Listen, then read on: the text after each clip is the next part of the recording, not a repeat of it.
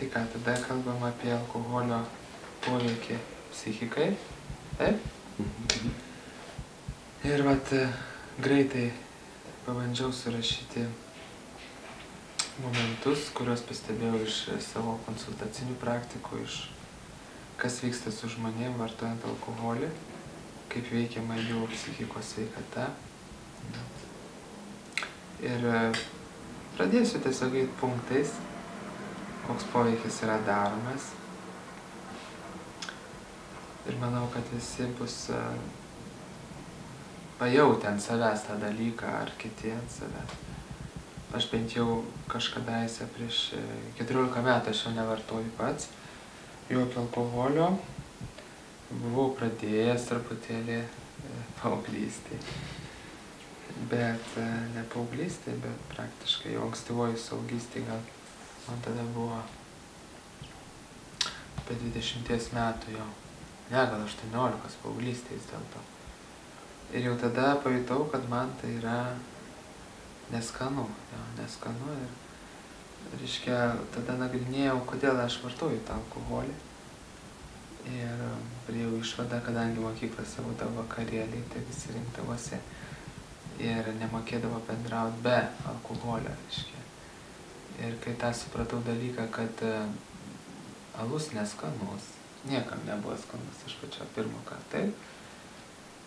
Bet kodėl geria, reiškia, dėl to, kad kiti geria. Nu, pavyzdys ir tai yra kaip komunikacijos priemonė. Tai supratau, kad jeigu aš komunikuosiu su kitais taip, kaip jie komunikuoja, aš būsiu nesavim. Nu, aš derinsiuos prie kitų, jeigu aš bijosiu, kad manęs nepakvies į vakarėlį, arba aš bijosiu, kad su manim šiltai nebendraus, jeigu aš negersiu, reiškia, aš bijau būt savim. Aš, reiškia, parsidavinėju. Jau, vaidmainiauju. Tam, kad gaut kažkokį tai džiaugsmą bendravimo, aš atiduodu savo esatį. Jau. Kaip į prostitutę, tam, kad gaut pinigų, džiaugsmą kažkokio, jinai parduoda save. Bet supratau, jeigu aš gersiu, aš būsiu prostitutė. Aš čia neįsižeiskit, kas geria, bet toks mechanizmas, tu parduodi save. Nes yra, kada žmogui patinka kažkas, pavyzdžiui, sultis, jo, jis geria, jis natūraliai nori gerti. Ar kiti geria tas sultis, ar ne, jis paprasčiausiai jas vartoja, nes jam yra skanu ir tai yra, jis yra savim, jam yra natūralu. O čia tu perki bonką, moki pinigus, geri kažkokį tai birzgalą, vien dėl to, kad tavęs kiti, kaip sako, neišmestų iš to kolektyvo, arba kad tu galėtum su jais šnekėtis, kad tu pritaptum, kad tu neišsiskirtum ten iš tos masės. Ir tai vat pirmas man momentas, kadangi aš tą visą laiką pabrėždavau savyje nuo pat mažens, kažkaip norėdavau, nemėgdavau, kad mane kažkas varžo, kontroliuoja arba nurodinėja, kaip daryti. Ir kai ėjau į tą ratą, tai dar buvau mokykloje, po to pradėjau nebekviesti vakarėlius. Ir buvo, atsimenu, skaudu, dėl to, kad tu negeri, o tu natūraliai, nu, tai 10 metų su mokiniais būni kartu, tu nori ten pabūti, ten. Tai va, jie kaip pradėjo stuminėti, liko ten porą draugų klasėje, kurie priėmė mane toks, koks aš esu. Tai va, tą baimę reikėjo įveikti ir aš suprantu daugelį jaunuolių, kurie toje baimėje gyvena ir jie paprasčiausiai nenori prarasti draugystės. Nu, šiltų ryšių, nes šilti ryšiai paauglystė yra aukščiausia, ką gali paauglys gauti. Jis jau su tėvais šiltų ryšių jam netiek aktualu, nes jis bėga nuo tėvų, jis bėga į pasaulį.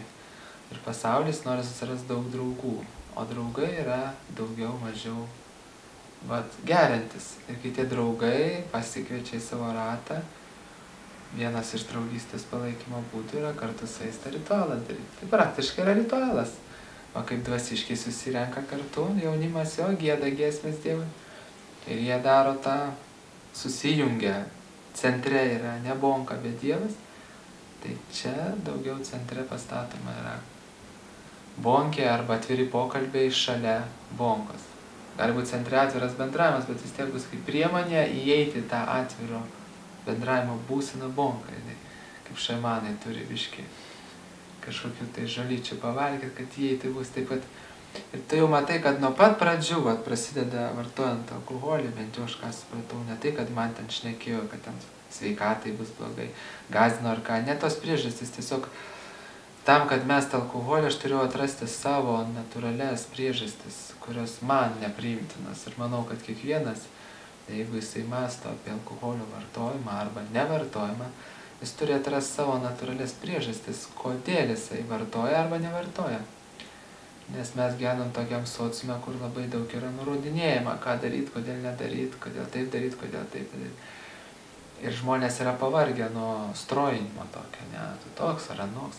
Ir žmogus turi rasti pats iš vidaus savo atsakymus į klausimus, lygiai taip pat kaip su religijom, jo kiekvienas atranda savo kelią, kaip su profesijom, kiekvienas atranda savo pašaukimą, arba su mityba, kiekvienas atranda savo mitybą, arba savo mankštą, arba savo bendravimo būdą šeimoje, ar su vaiku savo auklėjimo būdą. Taip ir su alkoholiu tu turi atrasti savo santykį ir pagrįsti, kodėl tu su to reiškiniu turi tokį santykį. Tai turi ateiti iš vidaus, o ne iš kažkokių vadovėlių ar kažkieno tai nurodinėjimų. Dėl to čia viską, ką mes šnekėsim, nieko prašau, neužsigauti, yra tik dalinimasis asmeninės patirties ir kitų asmeninių patirčių žmonių, ką jie deklaravo ir ką aš pats patyriau, kas vyksta, kai tu šitą skystį vartoji. Tai pirmas, buvimas, nebuvimas savim. Ir po to, tai vienas dalykas. Toliau antras destruktyvus dalykas, kas atsiranda sąmonėje, tai yra netikėjimas, kad galima kitaip bendrauti. Pradeda mechanizmas, kad kiekvienas žmogus turi savo įėjimą į bendravimą. Vienas turi ranką paduoti, kad pradėtų bendrauti. Kitas toks atviras, kad ten prieina ir kitas atsiveria. Trečias, jisai stebi ilgai ir po kurio laiko paklausia porą sakinių, vėl stebi savaitę, po to dar. Kiekvienas turi tą prieimą prie to bendravimo. Ir gamta sutvėrus taip žmonės, kad jie, bet koks jis bebūtų, ar jis intravertas ar ekstravertas, jisai, savo būdą natūralų turi bendravimo. Kaip pralaužti tą sieną tarp savęs ir tarp žmogaus. Ja? Lygiai taip pat kaip organizmas, kūnas turi savo būdą, kaip kovoti su ligom. Tai yra imunitetas, taip yra sistema. Taip ir mūsų psichikoje yra mūsų prigimtiniai įgūdžiai, kaip bendrauti. Juos reikia tiesiog pabudinti.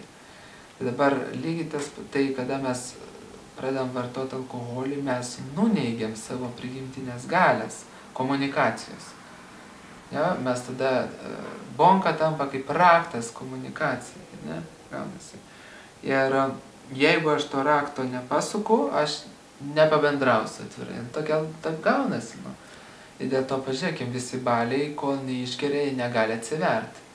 Reiškia, tai yra labai baisus dalykas. Tai reiškia, kad ir šeimoje tą patį kažkoks tai pėdsakas bus. Ja?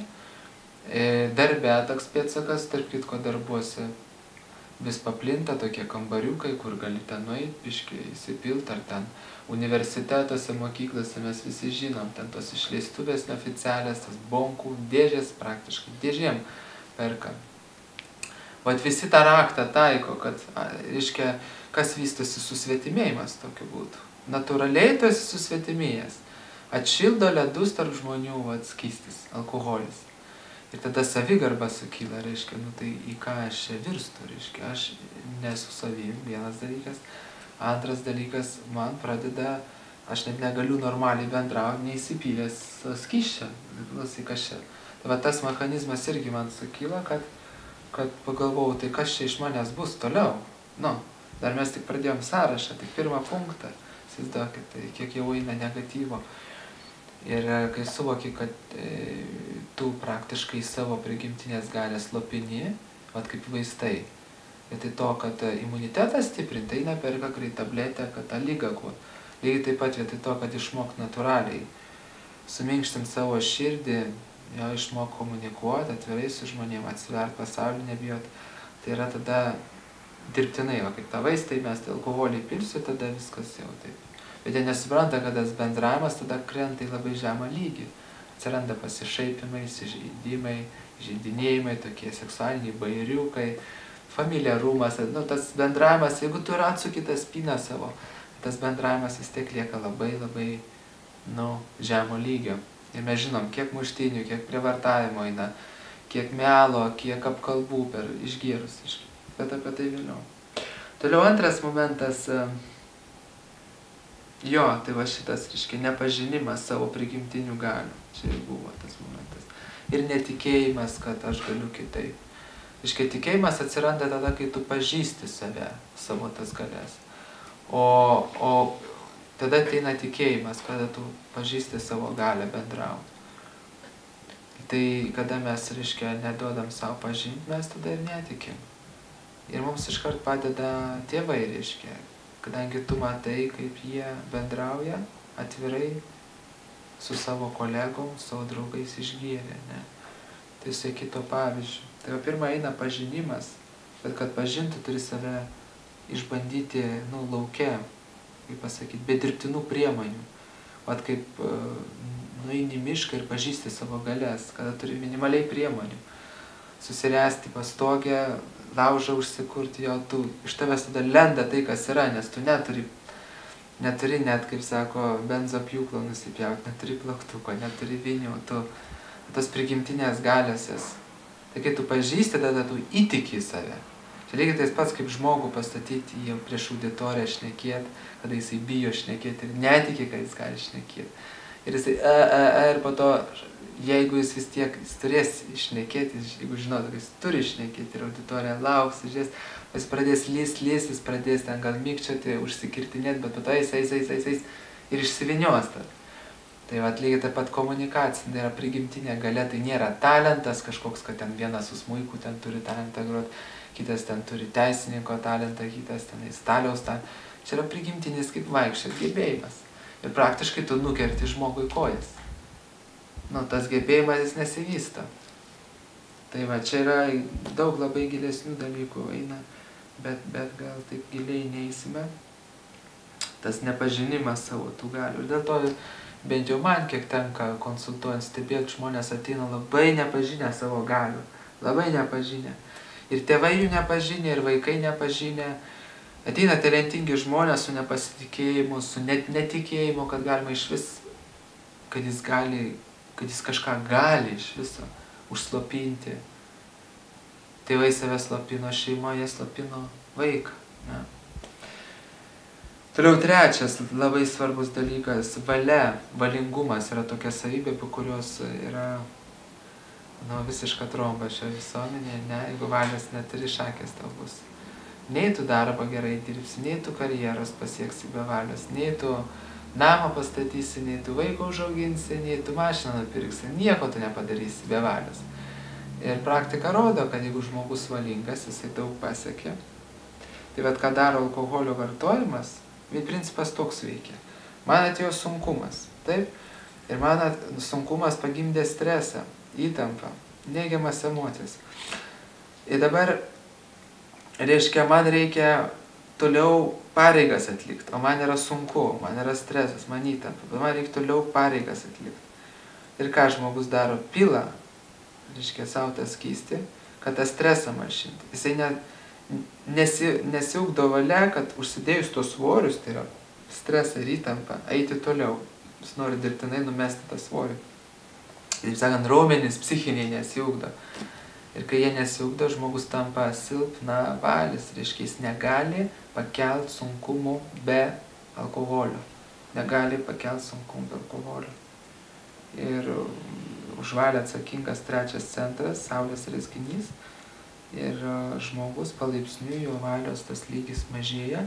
Ir valia visur bus reikalinga. Jam bus sunku šeimoje, vat, pažiūrėkit, bėga vyrai iš šeimos, ne? Arba bėga moteris iš šeimos, bėga iš darbo, kažkoks sunkesnis darbas iškart plaunasi.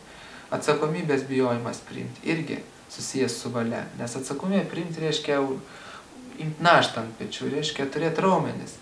Tu gerai, dabar kaip viskas vystosi, tuo metu, kai tau jau reikia stiprinti raumenį, jau tau davė gyvenimą sunkumą, kad jau nutarė, kaip sako aukštutinė ministerija, kad tau reikia dabar biškį pasitreniruoti, paaugti jau kaip asmenybė, davė sunkumą.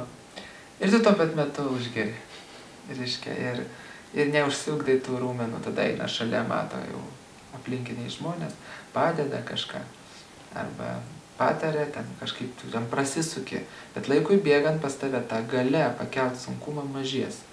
Ir būtent tai mažins tas įprotis išgerimo, tai yra dirbtino slopinimo.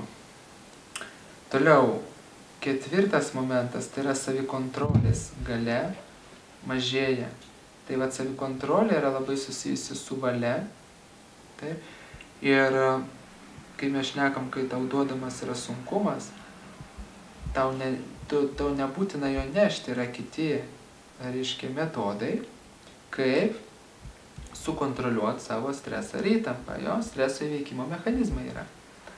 Ir jeigu žmogus nesusipažįsta su kitais mechanizmais, kaip tą stresą ir įtampą išleisti, tai jam vienintelė lieka ta išeitis, tik tais alkoholį, tabakas, čia tas patį galima tabakui naudoti, narkotikai, jam lieka va ta išeitis. Tai reiškia pas jį ne tik, kad valia nesivysto, bet ir nėra įgūdžio kitaip įveikti savo tą stresą ir įtampą. Savikontrolę praranda. Gebėjimą save kontroliuoti be alkoholio. Tai vėlgi gaunasi čia tas pats, kaip žmogus priprastų, pavyzdžiui, tik su mašina važinėti, o tik su mašina. Jam reikia nueiti, aš pastebėjau miestiečiai, ypatingai, jie stengiasi pastatyti mašiną kuo arčiau kokio prekybos centro, nes nueiti 100 metrų yra jau negarbė ir askezė, ir valios nėra, žinai, tinginystė kažkokia.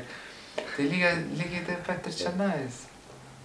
Lygiai tas pats ir čionais, kada tu paprasčiausiai toks tampi silpnavalis, nesikontroliuoji, tau sunku, paprasčiausiai atstovėti tą stresą ir susikontroliuoti, tau reikia, kad alkoholis tave nuvežtų. Tai streso įveikimo mechanizmai yra jų labai yra daug ir mes turim jogoje, galima kvėpavimo pratimus atlikti, galima ypatingai gamtoj, galima daug skysčių tuo metu vartoti, kai stresas įtampa yra. Galima eiti pabendrauti su asmenybėm, kurios yra ramios ir įveikusios stresą.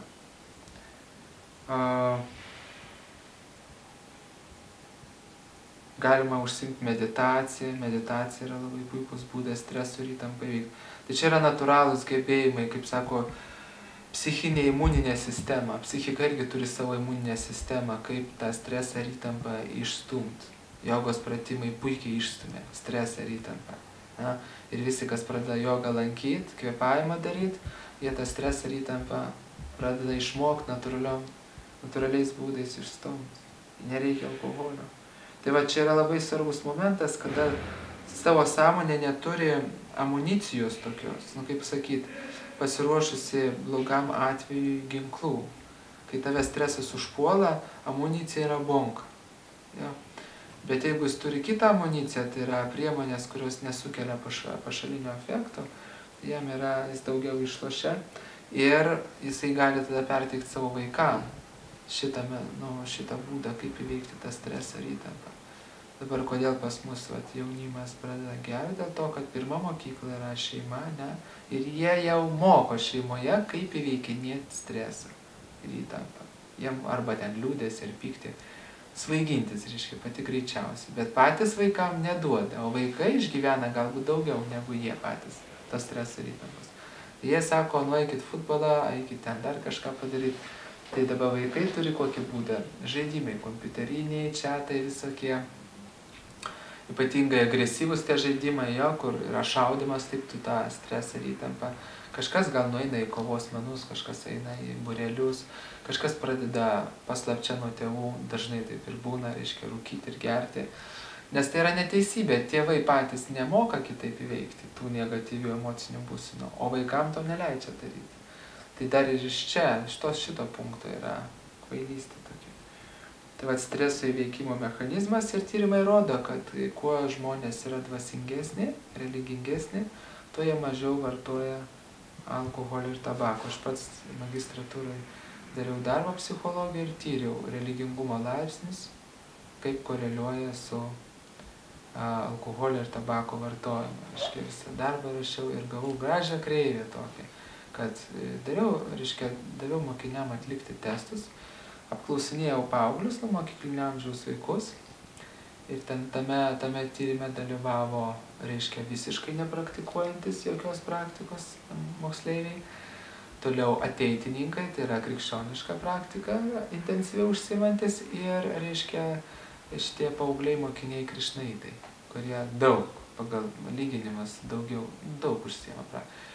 Ir nustačiau, reiškia, kad pirmas buvo nustatomas jų religingumo laipsnis pagal jų tas praktikas, ir po to kiek jie vartoja. Ir gavos tokia kreivė, kad kuo žmogus mažiau atlieka dvasinės praktikos, tuo pas jį vartojimo kiekis alkoholio ir tabako didesnis yra.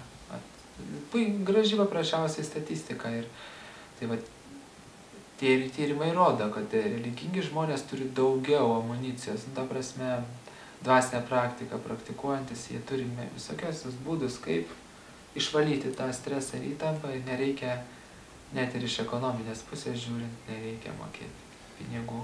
Tu ateini, tu pakvėpuoji, padarai mankštą, maldą, bendravimą su tokiais pačiais žmonėm, kurie žengia dvasiniu keliu. Ir tu tą įtampą eina ir išeina. Galų gale ankstyvas kėlimasis ir šitas teisinga mityba, visi šitie dalykai, jie stresą pašalina.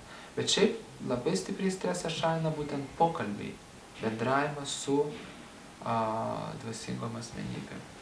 Dėl to, kas randasi dvasinėse bendruomenėse, jie natūraliai turi dažnai vyresnių, kadangi bendruomenėse būna įvairius amžiaus lygis, nuo jaunų labai iki vyresnių.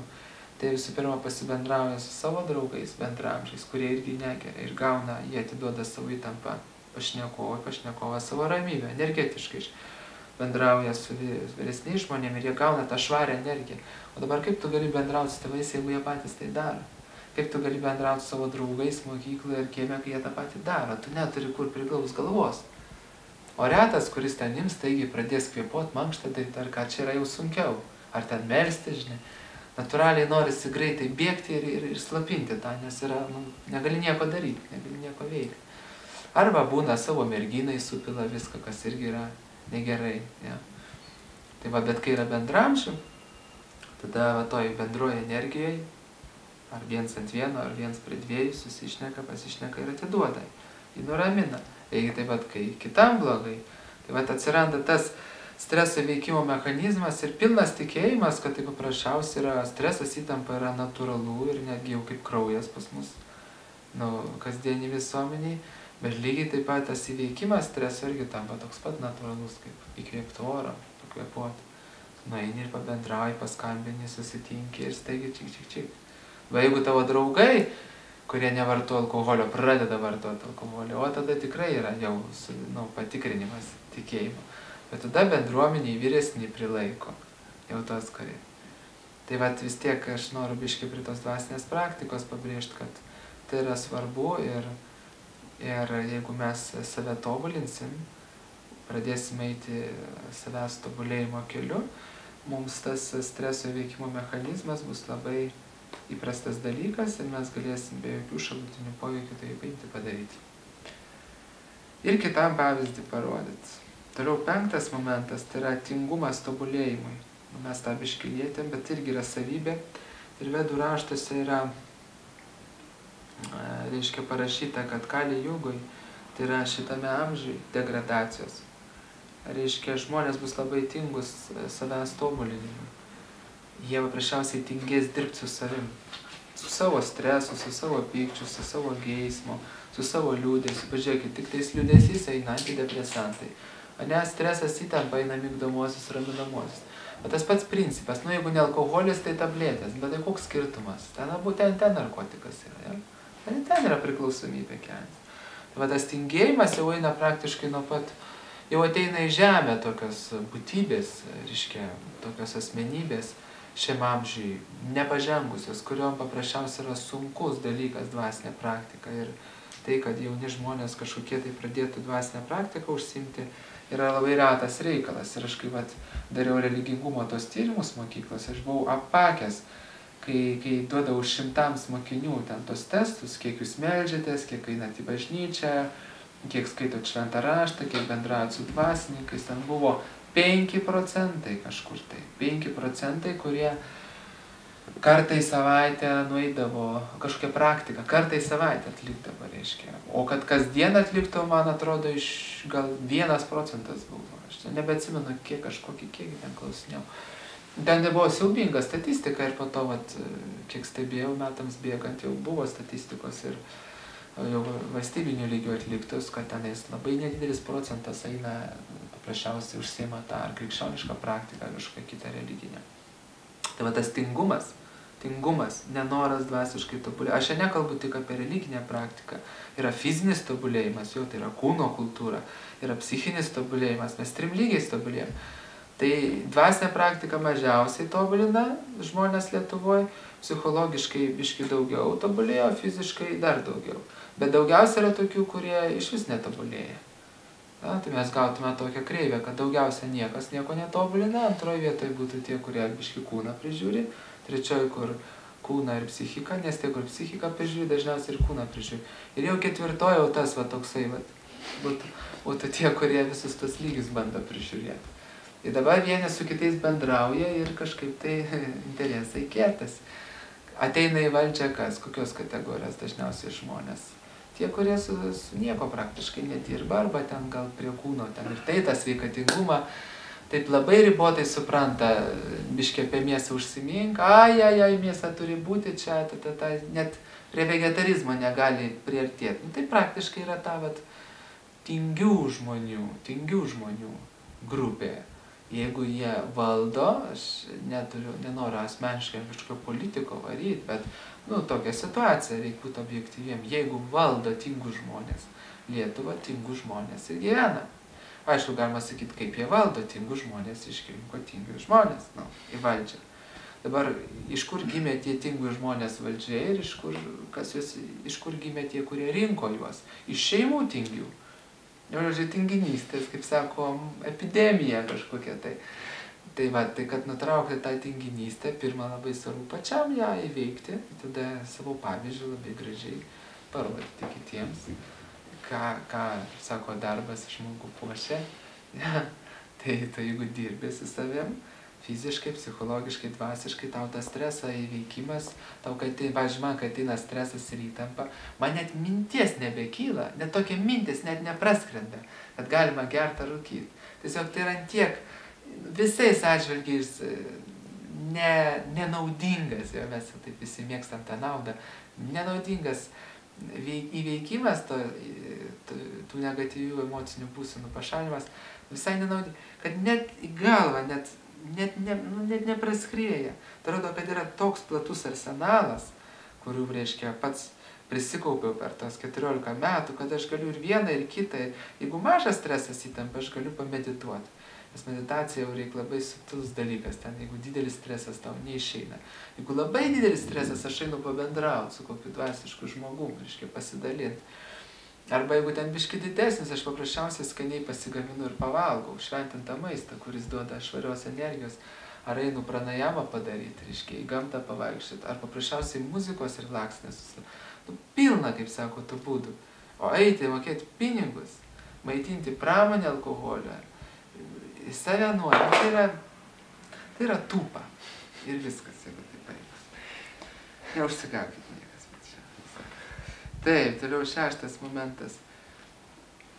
Baimė, baimingumas. Jau taip mes esam baimingi šitoje visuomenėje.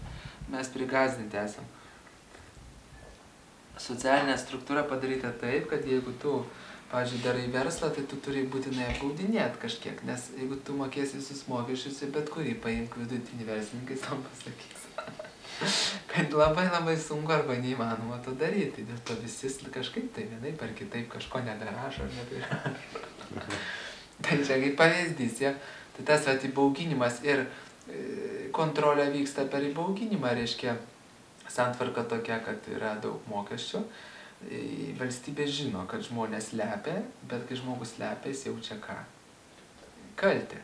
O jeigu jis jaučia kaltę, pas jį yra baimė ginti teisybę, nes jis žino, kad jeigu jis čia biškį išsišoks, labai greitai patikrins ir pasodins. Žino, kad jis turi silpną vietą, kadangi jis tokioj sistemoje, kurioje silpnos vietos neįmanoma neturėti. Tai vis tiek turėsi, tau taip padarys, kad tu turėsi tą silpną vietą. Tai va tos baimės pas mus jau visuomenė yra pilna.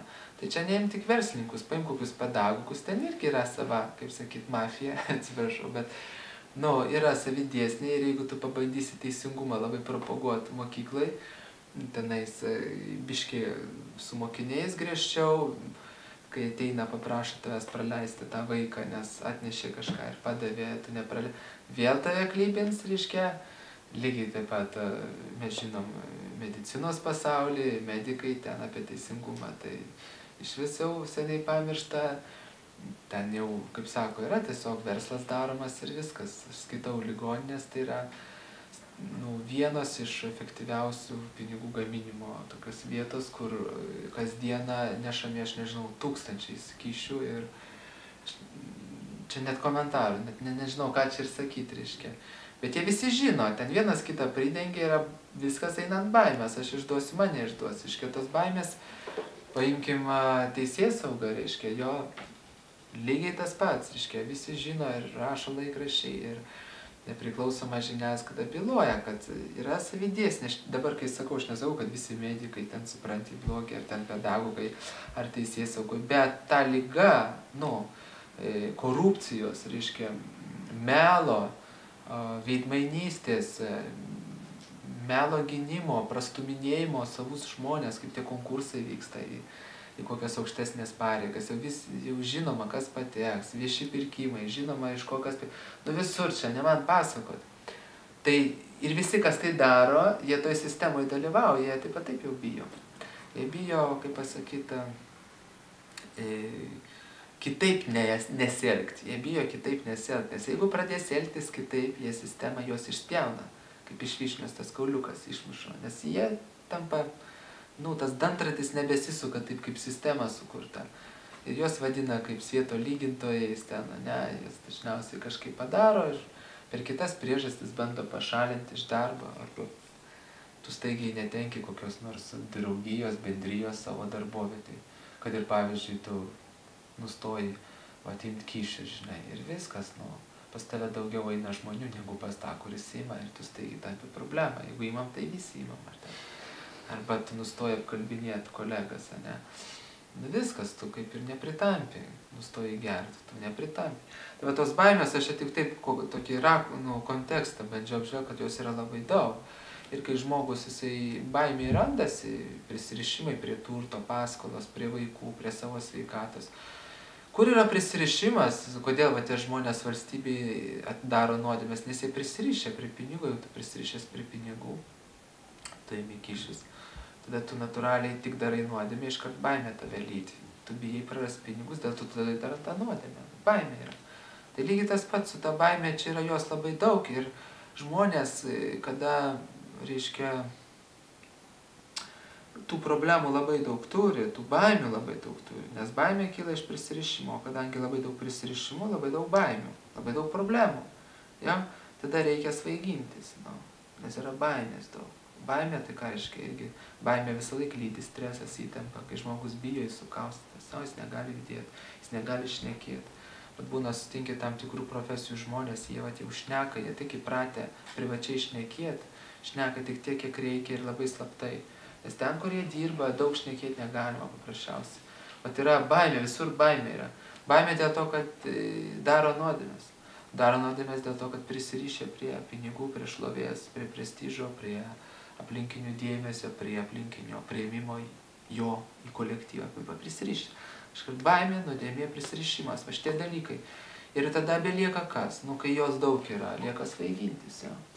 Ir žmogus svaiginasi ir kitas dalykas, jisai nebesiugdo tos savybės bebaimiškumo pažiūrėti situaciją į akis.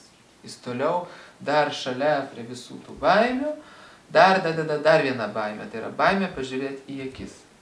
Jis taip daug baimių, kaip aš šnekėjom turi, bet dar vieną baimę. Baimė pažiūrėti tiesiai problemą į akis. Vat paimti pažiūrėti į savo darbovietės problemas, į savo šeimos problemas, į savo vaikų problemas, į savo sveikatos problemas, ne? jis bijo. Tai vat Lietuvoje tokia daugiau mažiau ta atmosfera, tai yra iš tikrųjų baimės ir pykčio atmosfera Lietuvoje. Užtat mes turim ir mažą mokslinį produktyvumą, mes turim meninį produktyvumą mažą, nes tos emocijos blokuoja žmogų. Blokuoja kūrybinį darbą, jeigu tai menininkas, blokuoja analitinį mąstymą, jeigu tai yra mokslo žmogus, blokuoja širdingumą, jeigu tai yra gydytojas, jisai turi, bet jisai bijo, bijo bijo prarasti ten tam tikras sumas, jis pas jį širdis susidaro, jeigu ten mažiau duodi, jis mažiau gydo, tai daugiau duodi, daugiau gydo. Ta baimė, jinai visus kerta. Ir kažkam kyla klausimas, ar tai nėra patogu kažkam. Taip, tai yra kažkam patogu. Apie tai mes vėliau pašnekėsim. Bet aš norėjau pašnekėti apie baimę, dadedam baimę. Prie savo baimių dar. Žmogus, kuris sugeba įveikti tą stresą ir įtampą savais metodais, jis dadeda be baimiškumo. Jis sugeba žiūrėti problemą į akis. Ir tik tokie žmonės gali keisti Lietuvą, kurie nebijo ateiti ir pasakyti. Tiesiai šviesiai problemas. Nes jisai savo įvardino problemą. Pavyzdžiui, jis pasakė, aš vergas. Aš vergas sistemos. Ir kai jis tą pasako, prasideda jo pasikeitimas. Aš iš sistemos išeinu mesdamas alkoholį, nes sistema mane valdo per alkoholį. Žmogus, kuris turi priklausomybę, jis yra valdomas. Tai yra kaip šuo, jis turi priklausomybę nuo kaulo konkrečiai. Kaulą duosi draugas, kaulą neduosi priešas, kuo daugiau kaulo, tuo daugiau prilankumo ir taip toliau. Yra valdymas ir kada tu pasakai, aš valdomas, nebijai pažiūrėti, nebijai pripažinti, atmeti tą baimę, aš sistemos dalis. Tada tu prasideda keistis, tada pas tave kyla mintis, gal išvažiuoti iš miesto gyventi ir kaime gyventi, ir turėti savo šulinuką, ir turėti savo saulės bateriją, ir turėti savo maistą, savo vandenį, savo orą. Tada prasideda tas keitimosi procesas. Jeigu tu bijai pažiūrėti problemą į akis, ką daro alkoholis, tu nepradėsi keistis. Tai matom, kiekvienas dalykas, jisai kokias šaknis plačias turi. Tas bebaimiškumas ir yra problema, baimingumas lietuvių tautos ir yra raktas, kodėl nesikeičia. Vienas iš raktų, kodėl čia niekas nesikeičia. Taip stipriai, kaip norėtume. Yra baimė žmonės. Baimė, nesakiau, patys daro nuodėmes. O daro nuodėmes, nes prisirišia prie kažkokių materialių dalykų. Ir kadangi jie tai daro, jie yra baimė, kad jų neišrištų. Jeigu jis dabar balsuosiu prieš korupciją, bet jeigu tu paklausi per paskutinius 5 metus, kiek tu kartų davei policininkui pinigiukų, kaip pažeidėjai tą votą, jis pats supras, kad jis taip pats maitina tą sistemą, kiek tu medikam kišai į kišenės, kiek tu ten pedagogam nešiai kažką, tai kai tavo vaikas nesimokė, tu jo neišauklėjai, kad jisai mokytųsi. Taip kad visi susiję ir viena atrodo grupė kariauja prieš tą korupciją ir tą patį daro. Po to kitą dieną eina tą patį daro. O po to reikia, kad čia kažkas tai korumpuoti, bet patys daro tą patį. Patys vagia, meluoja, apkalbinėja ir taip toliau. Nes visi nori kažko tai gauti ir baimė randas. Toliau, nejautrumas, egocentriškumas vystosi. Jeigu aš geriu, aš žinau, kad aplinkiniai bus nepatenkinti. Čia daugiau galėsim jau pačią šeimą, daugiau tokį santykių šeimoje. Nė vienai moteriai nepatinka viduje, kai vyras grįžta išgėręs. Nebent jinai pati mėgsta biškį padaryti, ne biškį, o stipriai. Tada jis sako, kai vienas eina blaivus, tai trajektorija nesigauna, kai būdu eina neblaivus. Tai jis sako, tas kaip čiuožia, žinai. Dailus iščiuožimas. Jeigu būtų čiuožia, tai čiuožia. Taip ir čia jeigu geria būtų. Bet realiai tai žmogus vartodamas alkoholį, jisai ką padaro, jisai vystosi egoizmo savybė ir vėl, jeigu imsim Lietuvos mastu, egoizmas užkariavęs, dabar visi savo kamurkėse sulindę ir sako, aš į savo šeimą tempiu ir viso gero, kas kaimynui rūpi, tai čia jo problema, jėtus. Užsidaro tos duris su tokiais 4 štanga kokia, žinai. Tai tas egocentriškumas baisus yra ir tai jis pasireiškia Lietuvoje ir visi vagėmės, kaip šnekėjom. Pavyzdžiui, kaip medikas apvagė šeimą, įsimakyšė, sako, jie patys atneša, tai žmonės. Nu gerai, atneša, bet tu juk supranti, kad tu paėmė nuo šeimos biudžetą. Ir tu žinai, kas tau atneša. Tau ne milijonierius pas tave atėjo gydytis, tau atėjo biudžetininkas, kuris uždirbs 1,5–2 tūkstančius, ane? Ir jo šeimos bendras kraitis ten gal bus 2–3 tūkstančiai per mėnesį. O jeigu ten 4 nariai šeimos, tai kas tai 3 tūkstančiai 4? O ką kalbėti, jeigu jisai nori atiti kokį savo butelį, aš jau nekalbant apie namą turėti. Bet nieks ten negalvoja. Jis galvoja, kad jisai medikas dalesim galvos, kad eina, savo sūnui namą, savo dukrai namą, mašinas, tralelę. Aš kažkaip pat man tie medikai.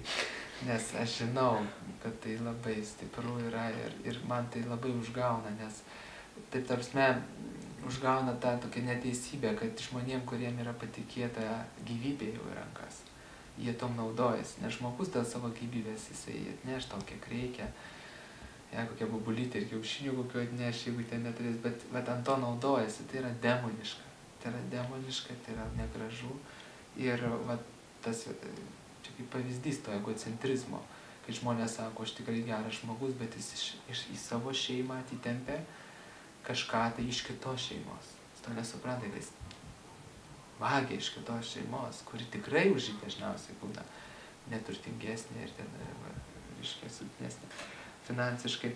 Tai lygiai tas pats alkoholis, kada tu geri, šiuo atveju tu jau net ne apie savo šeimą mastai, ten tai jis dar biškį pakilęs iš savęs.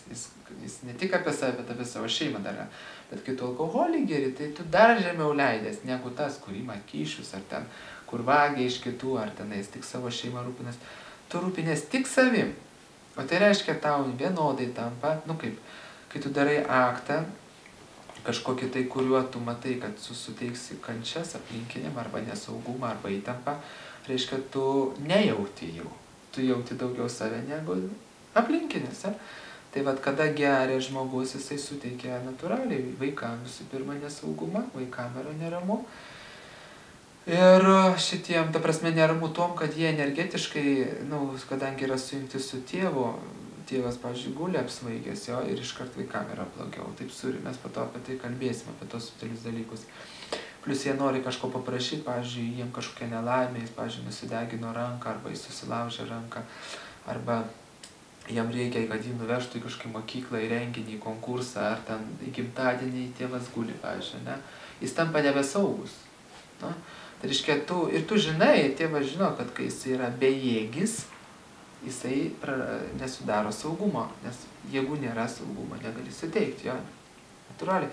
Lygiai taip pat žmona, kuri yra šalia, jei norisi pasikalbėti, jei norisi galą ant peties uždėti, jinai negali. Ta prasme, jin mato palūžusi. Jinai juk mato, kad čia ne pramoga nusigerti, tai yra palūžimas, neatlaikymas streso. Ir jai kaip suveikia, kad aš ieškau sienos, metrinės kaip čia, bet sienos nebėra, net ir 10 centimetrų. Yra kaip ta šiltnamio plėvelė, tokia, kur atsimersi ir praplyš ir galvą išplyš iki šešta. Yra kažkoks tai guma, žinai, kaip įringa, ten atsireikia. Jokio tvirtumo ir laikui bėgant moteris, tai natūraliai, jau vien tai, kad jinai negali komunikuoti normaliai su žmogum. Antras dalykas yra nesaugumas. Tu gyveni šalia žmogaus, kuris prašiausiai palūžta, o moters psichologija tokia, kad nori matyti tvirtą vyrą. Lygiai taip pat ir jeigu moteris geria, tai daugiau, reiškia, tai dažniausiai vyras, jis irgi nebegali turėti adekvataus santykio su ją ir labai kenčia vaikai. Tai tas egocentriškumas, juk kiekvienas, ką mes dabar čia šnekam, tai žino, kad, jis blogai padaro, bet jisai renkasi save, o ne kitą. Reiškia, šitas meilė nesivysta, nes meilė reiškia, aš aukojus. Man sunku ir aš norėčiau išgerti, bet kitam bus sunku. Tai dėl to, kad jam nebūtų sunku, aš aukojus. Aš ieškau kitų būdų, kaip išspręsti savo tas stresą, įtampą ar dar kokias neigiamas emocijas, tam, kad aplinkiniams nesuteikti kančių, reiškia, psichologijai. Ne? Tai reiškia, jisai meilė vysto, kito atveju vystosi savimeilė. Arba meilė kitiem, arba savimeilė. Ir čia yra problema. Ir po to žmogus taip darydamas savyje, to daro su kitom šeimom, kaip šnekėjom, ima kyšius, ar ten meluoja, prastuminėja savo giminės. Pavyzdžiui, paimkim ir tą pavyzdį, yra vieta, ne, kažkokia, pavyzdžiui, kokioj nors įstaigoje vieta, ne? Ir kiekvienas natūraliai kiš savo giminaitį. Jie nežiūri, kad kitas žmogus, kuris pretenduoja į konkursą, galbūt gabesnis. Ir tas jo gabumas atneš plačiai Lietuvos ar visuomenėje, ar ten tai įstaigai naudą atneš. Bet kadangi jo sąmonė sutelkta į save, į savo šeimą, savo giminę, jis kišta, kad čik užsidarom, duris užrakinam. Tas pats procesas. Ir jis prasideda nuo, vienas iš pradžių yra tokia, pagerti. Aš nesakau, kad tik gerimas tą pagimdo, bet tai yra vienas iš būdų tapti egocentriku, tai pradėk gerti. Taps egocentriku. Kultūringas gerimas, va čia yra irgi tokia temelė labai įdomi, psichologinė, reiškia, manipuliacija. Kaip žmonės sako, gerti tikrai nereikia, bet kultūringai visai gerai išgerti ir normalu. Čia tas pats, kaip narkotikų nereikia, bet, pavyzdžiui, šitos kanapių galima, kaip Olandijoje. Arba, sako, varyti ant žmogaus nereikia, bet biškį apkalbėti galima. Tas pats, mėsos, galbūt daug valgyti nereikia, bet biškį galima. Arba, pavyzdžiui, meluoti jau visiškai nereikia, bet kartais biškį. Bet tie kartais biški, va čia tą, ir visi, kas reklamuoja, sako, juk mes neskatinam jūs tapti alkoholikais. Bet natūralu, kad kokio švyturio alaus norėsit kokį penktadienio vakarą išgerti ir kultūringai pasibendrauti, ar ten vynelio taurę. Bet čia žino, kad mechanizmas yra toks, kad visi alkoholikai pradėjo nuo kultūringo gerimo. Taip? Visi narkomanai pradėjo nuo kultūringo vartojimo kažkokio tai, kartą ten per mėnesį, taip toliau. Visi žino, kad tas mechanizmas veikia ir kad tavo silpnėjimas pradėjo vykti nuo tavo pirmo gurkšnio. Tu įgauni priklausomybę. Ir va ant priklausomybės, kai sako, nepriklausomai Lietuvoje priklausomi žmonės gyvena, tai kur ta nepriklausomybė? Priklausomybė nuo visko, nuo pinigų, nuo šlovės, nuo gėrimo, nuo kitų žmonių, kurie šalia tave supa, nuo taip, kaip apie tave mąstys, ką galvos, ką šnekės. Mes jau tiek daug tų priklausomybių turim. Ir dar vieną darom priklausomybę nuo butelio, nuo skysčio su buteliu. Priklausomybė nuo krepšinio, nuo to, kas laimės rungtynės, suprantat? Priklausomybė reiškia vidinis džiaugsmas priklauso nuo to dalyko. Mes praktiškai susidedam iš priklausomybių. Priklausomybė taip, kaip aš apsirengsiu. Priklausomybė nuo pinigų, blogiau apsirengsiu, blogiau žiūrės, kadangi priklausomas nuo to, ką kiti apie tave galvos. Čia visas miškas praktiškai. Ir dar tu dadedi šalia savo priklausomybę nuo alkoholio. Ir kuo tu labiau priklausomas, tuo tie, kas kuria, kas patenkina tavo priklausomybės, gali tavim manipuliuoti. Ir mes žinom su narkomanais, iki kokio lygio daina manipuliacija, kai pradeda nešti daiktus iš namų ir net artimieji, ir net meilė artimų nesulaiko. Iškiant tiek užmanipuliuoja, tie, kas tiekia narkotikus, jie pripratina. Vienas iš būdų, tai yra pripratinti, duot paragauti po to. Ir tas žmogus pats pradeda ateiti kaip katinas prie to konteinerio, gal silkutės jau išmetė, tokias silkutės gal. Ir po to artimųjų meilė, ir kaip užsikabina ant alkoholio, tai nei žmona, nei vaikai nieks nesulaiko. Jis sugriauna kitų gyvenimą, savo sugriauna gyvenimą. O jis pradėjo nuo to kultūringo gerimo, kuriam parodė pavyzdį tėvai. Taip, toliau. Dabar dainam prie žemos sąmonės būseną aplamai, kas vyksta jau, kadangi, reiškia, visus tos dalykus kalbu iš vedų, reiškia, iš jogos psichologijos pusės. Tai dabar pagal jogą, vartojant alkoholį, sąmonė krenta, degraduoja. O tai pasireiškia tuom, kad pas jį potencialiai bus daugiau pykčio, geismo, šito liūdesio, agresijos, nerimo, streso, įtampos, visų neigiamų emocinių būsenų potencialiai padaugės. Jeigu pradžioje mes manom, kad tai susilpnėja, tiesiog alkoholis padaro taip, kad juk mes paprasčiausiai atsijungiam nuo realios savo padėties.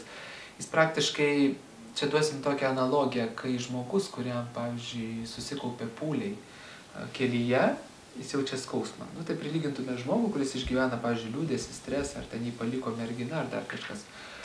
Ir tada ką jį daro, jam duoda narkozę. Taip? Dar nardina į gilesnę sąmonės būsena dar žemesnė, kai jis iš vis atsijungia, jis net nebejaučia skausmo kelio. Aš tai kalbu, nes man buvo, kai aš mečiau mėsą ir mečiau gerti, man susikaupė daug pūlių ant kelio. Reiškia, labai daug pūlių, reiškia, detoksikacija vyko ir ne tiek kaip detoksikacija, bet šitų toksinų išvalymas, nes labai dažnai pastebėta, kas meta mėsą ir jeigu taip staigiai meta, aš ten paauglys buvau, tai man reikėjo staigiai revoliuciją padaryti. Aš staigiai mečiau ir visas tas 16 metų, 17 metų, kiek vartojau tą mėsą, reiškia, kadangi mėsa visą laiką išskiria toksinus, nepilnai nesuvirškinama yra, kūnas vis tiek teršiasi, reiškia, kūnas pradėjo valyti, čia kaip žaliavalgiam būna, kai perina, išsivala kūnas, taip ir jisai, tie toksinai susikaupė, ten nešvara kūno, susikaupė to pūlinio, toks bajavas pūlinys, toks, kaugė tokia išėjo. Visai nei iš šio, nei iš to, tiesiog kūnas pats išvalė. Ir po to, reiškia, buvo baisiai skauda, aš negalėjau beveik eiti jau, ne? Tada davė narkozę ir aš panirau į dar žemesnę būseną, kur jau net nebejutau kūno. Lygiai taip pat alkoholis, tau susikaupė pūlinukas, ja? Ir vietoj to, kad tu gražiai, paprasčiausiai nuleistum tos pūlius kažkokiais metodais, tu į narkozę krenti, tu išgeri. Tada tau atrodo, kad tu, wow, aš nieko nejuntu, kaip gera, po to, visus daug, tu nieko nejunti. Tau atitolina tas kančias, atpalaiduoja tave, bet po to ateina rytas. Ir tu gavosi, kad tą laiką, kurį tu būtum išleidęs praktikom ir būtum tą pūlinį išvaręs, tu tą laiką, reiškia, prasapnavai. Ir tu atsikėlei su to pačiu problemų lygiu, tu plus dar padidėjusiu. Nes skauda galva, bloga nuotaika, dar pachmiela eina, dar taip toliau. Vat visi šitie dalykai. Reiškia, tu ne tik, kad neišsprendai problemą, bet tu dar ir pabloginai. Ja? Tai vat, žema sąmonės būsena, tai čia vienas aspektas, kad tu panardina tave į dar, aš ten daviau analogiją, kad tu iš tikrųjų krenti ne į aukštesnę būtį. Sako, man gera, aš atsipalaidavau, aš tave tarsi nėra, aš jas spręsiu. Iš tikrųjų tave nardina, reiškia, žemiau. Ir dabar, kai tu nukrenti dar žemiau, tai reiškia, kas atsiranda, visos mintys, žodžiai ir veiksmai neša jau daugiausia negatyvų krūvį. Reiškia, tu išgėręs mastai neadekvačiai. Tu gali, pavyzdžiui, ten meilę demonstruoti, ten apsikabinti, šilumą, išlaisvinti savo tą gėrio emociją, kurią alkoholis. Tai yra ir gerų aspektų tarsi, bet tai galima ir be to padaryti, ne? Tiesiog šiaip gyvenant sveiką gyvenimo būdą, džiaugsmo turi, tai jis išsiveržia, tai nereikia atrakinti kažkaip tai. Bet labai daug žmonės tų kvailysčių pridaro, nes jie krenta į žemą sąmonės būseną. Ir mes žinom, prieš prievartavimai, susimušimai, įžeidimai labai dažnai vyksta, prišneka, neatsimena, ką padarė. Ir geri draugai susipyksta ir šitie labai daug būna, kad krenta į geismą, reiškia, seksas pradeda eiti šalia, arba būna reikia jau stipresnio svaiginimosi, narkotikai prasideda, rūkalai, užeina noras azartą, biškį palošt kažko, iš kažko pasivaržyti, visokie vairavimai, lenktyniavimai, ko tik nenori, čia visą gali tokią krepšelį susirinkti baravykų, musmirių tiksliau. Ir pilna visko, ir mes čia ne mums pasakot, kad kiek ten to avarijų vyksta, kiek ten tų visų muštinių ir įžeidinėjimo, būtent vartojant alkoholį. Bet kas dar įdomiausia, tu gali ne tik žodžiais, ne tik veiksmais prispinduliuoti, bet tu ir mintimis prispinduliuoji. Ir dabar prieinam prie tos subtilios temos, kas vyksta energetiniam lygiai. Žmogus, jisai, ta patalpa, kurie yra gerima, yra labai daug neigiamas energijos, nes žmonės, jie paprasčiausiai minties lygyje, tai yra energetiniam lygyje randasi labai žemoj vibracijai, labai žemoj būsenai. Jie būna, nesupranta patys, ką šneka, kaip elgiasi, ką daro. Reiškia, tai yra, kaip labai žema būsena ir atėjusi tą patalpą, tu gali pats papulti, tavo sąmonė gali kristi. Ir tokioj patalpoj, jau čia perėsim biškį tokią žinių kategoriją, kuri galbūt kitiems bus truputėlį keistoka. Ir toj patalpoj bus visą laik dvasių. Tai yra neigiamų būtybių, subtilių, kurios neturi tokio kūno, kaip mes turim, bet jos turi, reiškia, subtilų kūną iš subtilios materijos. Jos dažniausiai, jų sąmonė labai yra žema. Tai reiškia, jos pačios dažnai išgyvena neigiamas būsenas, jos baimė, randasi stresai, įtampa, yra savižudžiai visokie ir taip toliau. Tai jie visą laiką ateis į tą erdvę, kur yra geriama, nes ten yra panaši sąmonės būsena. Ir jie maitinasi kitų žmonių baimėm, pykčiais. Pavyzdžiui, tos subtilios būtybės gali veikti žmogų taip, kad jisai sukeltų problemą tame kolektyve, kur yra geriama.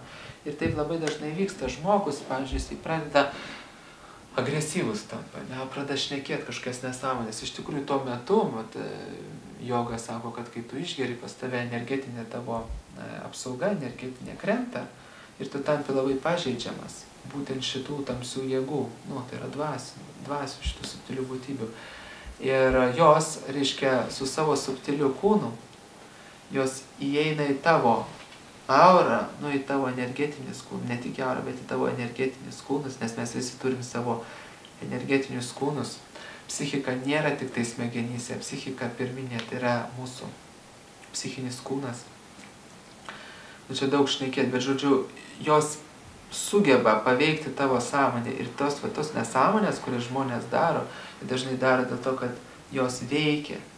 Kažkas pasakytų, centrinė nervų sistema ten kitaip dirba, bet po to jau smegenys ir ten tos nervų sistema jau kitaip dirba, bet pradžiai veikiamas energetiniam lygyje, prisišaukiamos būtybės, kurios padaro įtaką. Ir tada tas žmogus, pavyzdžiui, sukelia muštynės, kažką įžeidžia ir tuo metu, jeigu tu įžeidi kažką, reiškia, padidėja daugiau neigiamos energijos. Jeigu muštynės įvyksta, padidėja, jos turi kuo pasimaitinti, jos džiaugiasi. Lygiai, pavyzdžiui, dvasingas žmogus paskleidžia kažkokį tai, reiškia, dvasinę tradiciją ir jisai džiaugiasi, kai 10 žmonių, 20 pradeda giedoti Dievo vardą, gerai elgtis, jisai džiaugiasi tą energiją dievišką.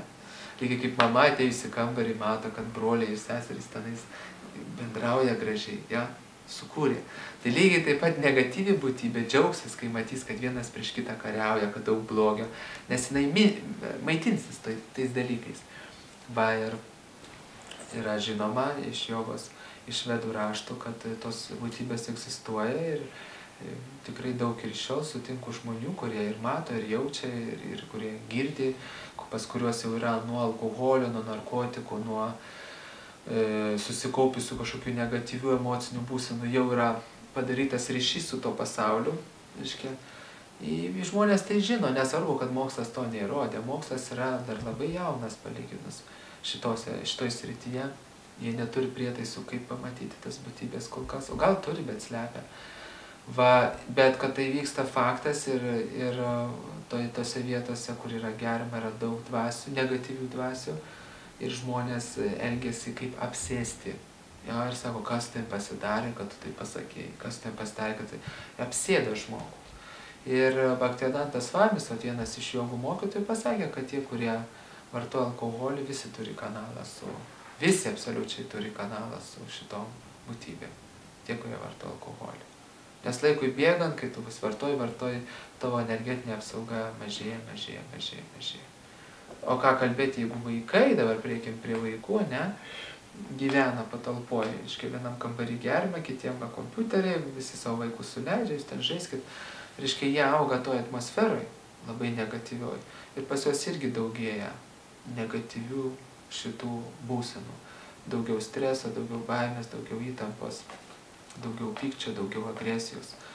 Nes jie kontaktuoja su tėvų sąmonė. Jeigu tėvų sąmonė krenta, ir vaiko sąmonė krenta tuo metu. Tėvo sąmonė kyla ar mamos, ir vaiko kyla. Reiškia, jie sujungti yra energetiškai. Ir natūralu, kai tėvas yra išgėręs, vaikas iškart bus žemesniai sąmonė. Iškart pasidaugiau bus baimės, tėvas neblaivas, ką čia gali bet ką padaryti. Iškart pasikrenta tas visas lygis. Ir dabar žmonės dar vienas dalykas, kai krenta žema sąmonė, ne tik, kad tu, reiškia, aplinkai tampi pavojingas, ne tik, kad tave veikia būtybės neigiamas, bet trečias dalykas, tau yra laikui bėgant, daleiskim, tu penktadienį kritai į sąmonę, po to ten savaitę negeri, po to vėl kitą penktadienį, po to penktadienį, sekmadienį. Tavo bendras sąmonės lygmuo, sąmonė, tai aš turiu psichiką minty, tavo bendras psichinis lygmuo, jisai po biškį mažėja, degraduoja. Ir reiškia, po 20 metų tokio kultūringo išgerinėjimo, net jeigu tu netapsi alkoholiku, arba netapsi priklausomi, tai tiesiog va taip išgerinės. Supranta, kad net kultūringi išgerinėtojai yra priklausomi nuo kultūringo išgerinėjimo.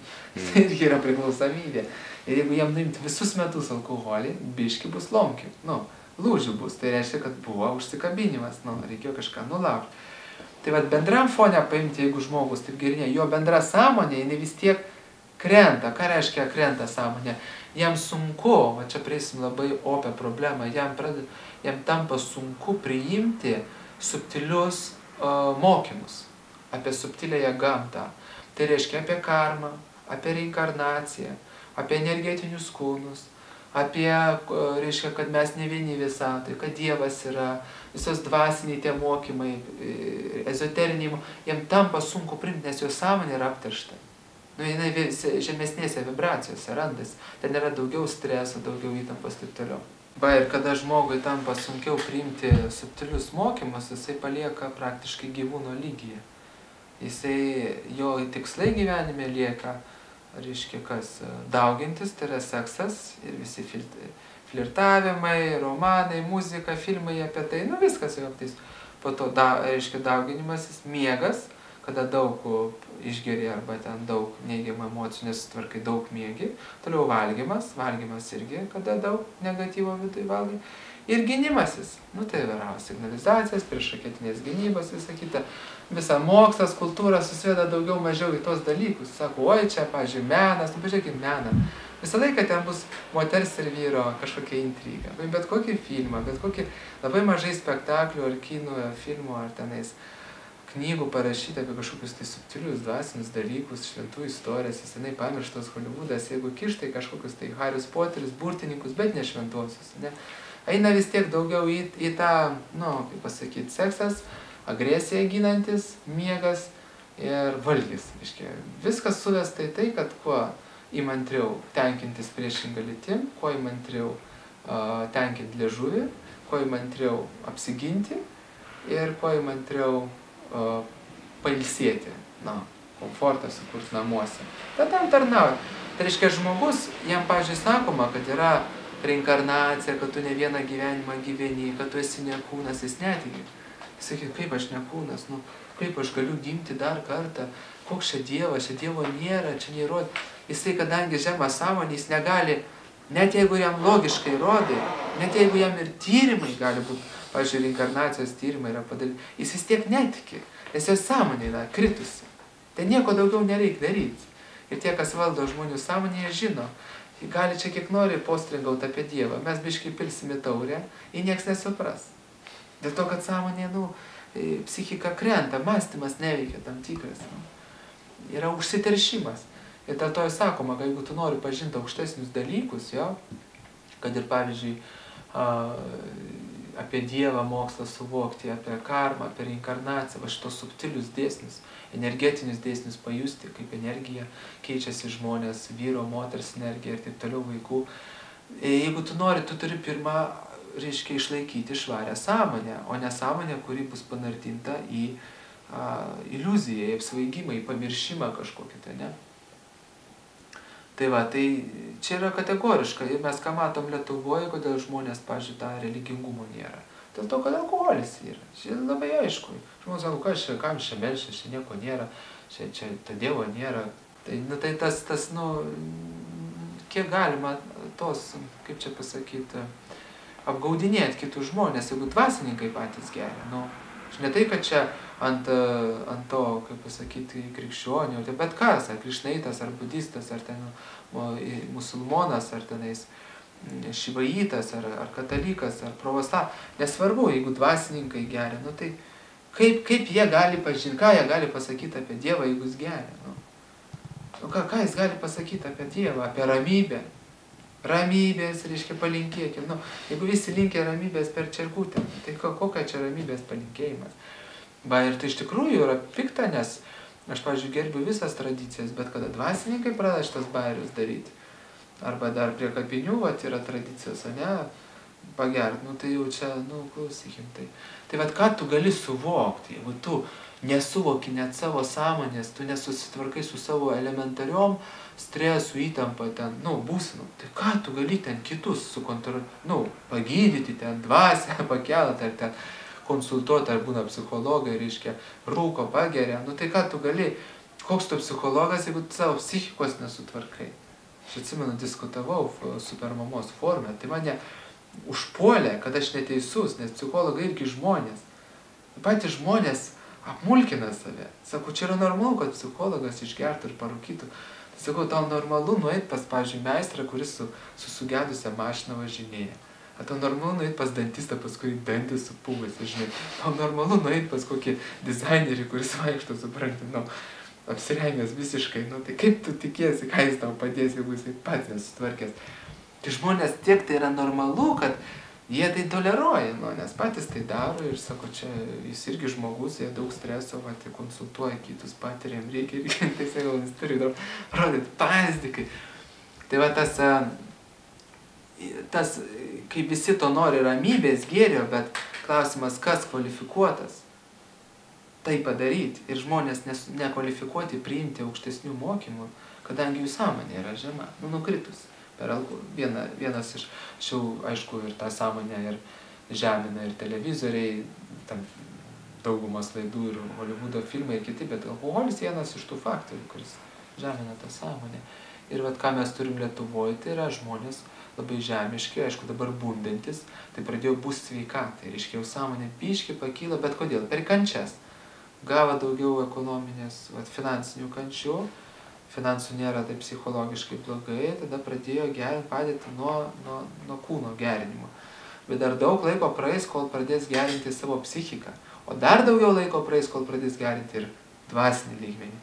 Bet pradžia yra nuo kūno ir tikrai tas budimas vyksta, bet ir tas girdimas visuomenės irgi vyksta. Ir dabar, kaip sako, kaunasi dvi jėgos. Viena jėga eina, kuri dabar silpnesnė, tai yra sveikatinimosi jėga visom prasmėm, ir psichiškai, ir fiziškai, ir dvasiškai sveikatinimas. Ir kita jėga yra tvindimo, užtvindinti, reiškia, kad visus patvindyta. Ir kad su tabletėm žmonės, pažiūrėkit, kaip čia buvo Europos Sąjungos tas noras uždrausti. Jau turbūt ir uždraudė tą žolelėm gydymą, ir taip toliau, kad čia reikia tyrimus padaryti, kad petražolę būtų galima vartoti vos ne. Nes tai kenkia, tai gali būti šalutiniai poveikiai nuo tablečių vartojimo. Tai reiškia,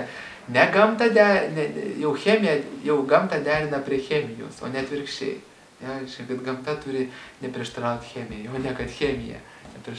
Tai ta tendencija vyksta ir pažiūrėkite, ir tas visi, kas propaguoja dvasingumą, jie daugiau yra atakuojami, ir Bhagavad Gita, jeigu šventraštis, kur duoda tokias, aiškina, kodėl reikėtų apie karmą, apie reinkarnaciją, tos aukštesnis, net jau sugeba jau ir atakuoti ir Rusijai buvo prieš Bhagavad Gita, ir mačiau Delfyje pasirodė straipsnis, kad Hitlerio tas pagalbininkas Himmleris vadovavosi Bhagavad Gita, žudė žmonės ir ten parašyta, kad šatriam galima žudyti vadovam, domėjosi joga, o tokius jau kabliukus, kad jeigu norit būti kaip Himmleris, skaitykit Bhagavad Gita. Tokia eina. Taip, Delfyje, Rusijai čia jau pradeda, supranti, kadangi Vedos plinta, jau pradeda, pult, nes mato, kad nebeužtvindys, supranti, žmonės jau pradeda suvokti, kaip jie yra manipuliuojami.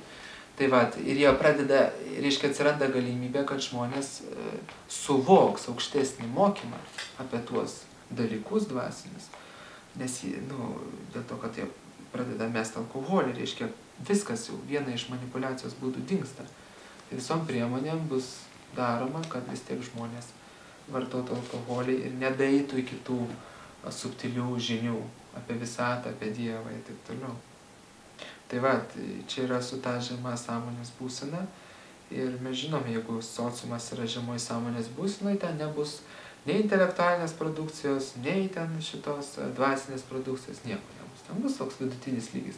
Dabar dar vienas efektas, nesu mažai laiko turiu, bet dar vieną noriu papasakoti dalyką, kaip ekstrasensorinės galios žmoguje, reiškia, žlunga, kadangi kiekvienas iš mūsų mes turime prigimtyje ir aiškiaregystė, ir aiškiagirdystė, ir reiškia ir telepatija, ir taip toliau, mes turim šitas galias, jų yra tos ekstrasensoriniai tyrimai dar buvo pradėti Stalino laikais daryti, buvo įskurta Rusijai pirma laboratorija, slaptosios institucijos, viso, reiškia, šitie saugumas, tiksliau, jeigu paėmus, jie tikrai daug metų tai daro tos tyrimus ir tai yra žinoma, tai yra, aišku, slepiama nuo žmonių, nes žmonės, kurie išsiugdo tas galės, jau jų nebepakontroliuosi, neapgausi. Ir tai yra dar vienas, viena iš manipuliacijos priemonių, reiškia duoti alkoholį tam, kad pa žmonės nesivystytų. Reiškia, aiškiagirdystė, aiškiaregystė, telepatija, psichometrija ir visi kiti dalykai, su kuriais jau tu žmogaus nebeapgausi taip lengvai. Jeigu tu užlipsi ir balotiruosiesi prezidentus, jau visi matys, kad tavo aurą matys, tavo mintį matys, tavo veidelį, jaus energetiką, jau ten su pažadais neapgausi. Nueis pas mediką matys, nueis pas pedagogą, nueis pas dvasininką matys. Nesvarbu, kad ten bus chalatas baltas, arba sutana, arba koks nors kotis, kaip pas jogus, ne, matys daugiau, negu tau galima matyti. Va, negalima bus manipuliuotis.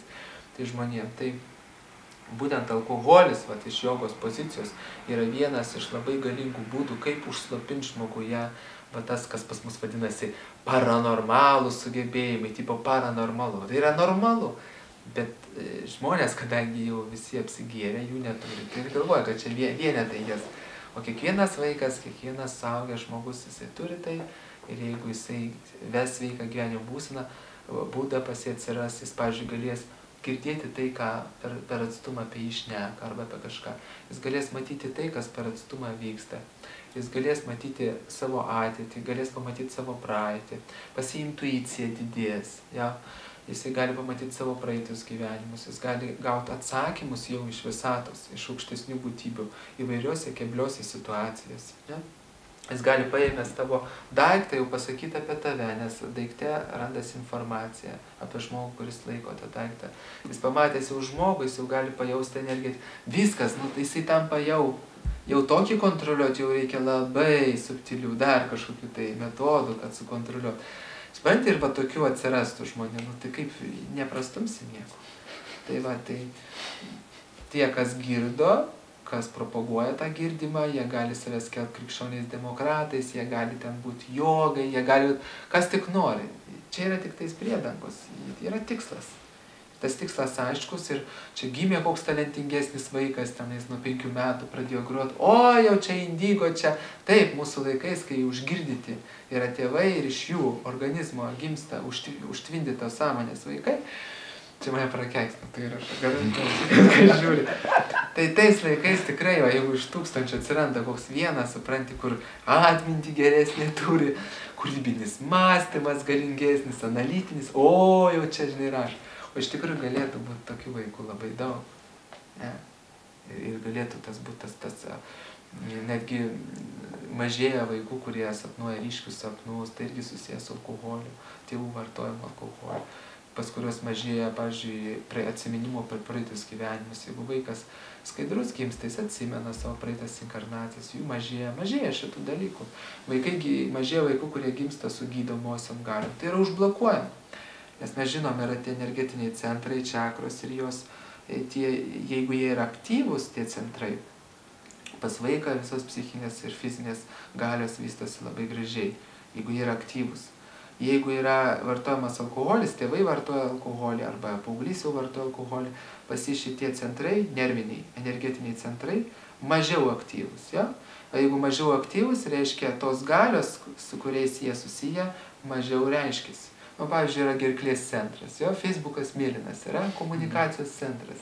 Jis yra mėlynos spalvos, kaip dangaus mėlynas spalva. Jeigu tu geri, jisai pradeda slopti, reiškia, tau bus sunkiau komunikuoti.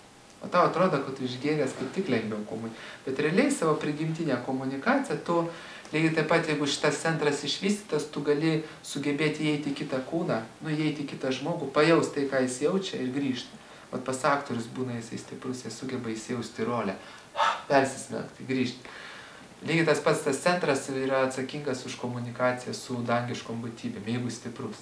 Toks žmogus jis jaučia kitą, supranta kitą ir jis gali labai gražiai komunikuoti. Pradėjo gerti, jis pradės nykt ir žmogus visą komunikaciją su su aplinkiniais pradės mažėti. Lygiai taip pat paimkim trečią centrą, valia. Silps tas centras, valios mažės. paimkime vat 6 centrą, kuris yra aiškiaregystės, kada tu matai daugiau. Matai, atskiri grūdą nuo pelus. Čia yra intelekto centras, atskiri tiesą nuo melo, atskiri vertybę nuo nevertybės. Su tuo centru gali matyti, reiškia, ir aurą, ir energetiką, ir kūno organų žmogaus gali skanuoti.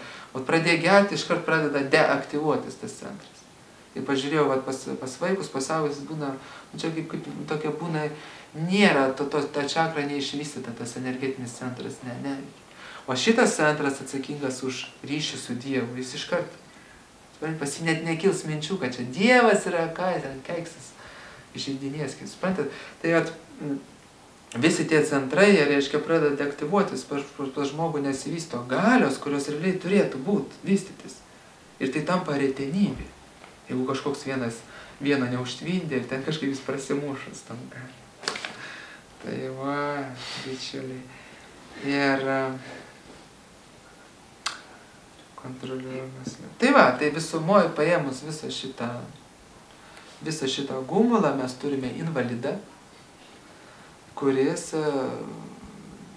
daro visuomenę invalidę. Va. Ir be abejo, jeigu žmogus, kažkas sakytų, yra puikiai genijų, talentų gerinčių, bet aš pasakyčiau, kokie būtų tai dar talentai dvigubai didesni, jeigu negertų. Ja. Tai vat, aš šiandien norėjau visų šito dalykų pasakyti, kad visi, kas geria, invalidai, bet jie eina invalidumo keliu jau. Ir galbūt tikrai ne per metus, ne per 10, ne per 20, bet kitą gyvenimą, tai jau tikrai, jeigu jie dar gaus žmogaus kūną, reiškia, jau pas juos bus suslopintas. Ir fizinės galios bus ne tiek vystysis, ir psichinės galios, bet jau ir šiame gyvenime, paimkim senatvę, pažiūrėkit, kas darosi senatvėj. Tai yra tablečių ryjimo metas, pusryčiam tabletės, per pietus ir vakarieniai, su padažais ir taip toliau, dar su užgeriant kažką ne.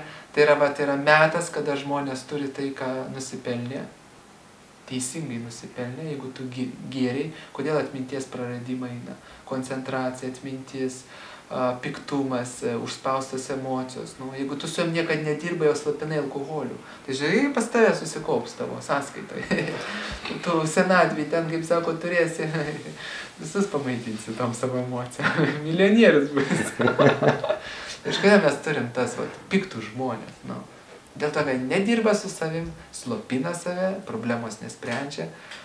Ta problema, kuri buvo, jinai yra tik slopinama, kaip su tais vaistais, slopinama. Tas stresas įtampa iš tikrųjų pasąmonėje kaupėsi, nes tu tik atsipalaiduoji, tai tam trumpam.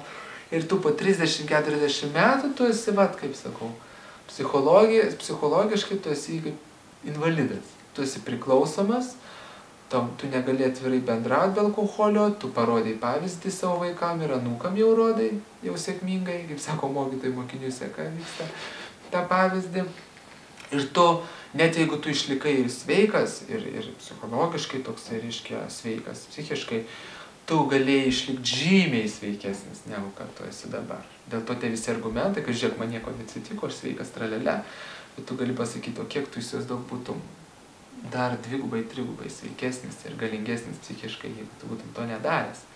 Dėl to neikim invalidumo keliu. Tai iš savo pusės, nebent jūs kažką. Ne, tai tokius pasakymų neturim klausimų. Nei klausimų, nei ką pridurti. Pridurti nėra, ačiū. Veigiama, ne? Ačiū.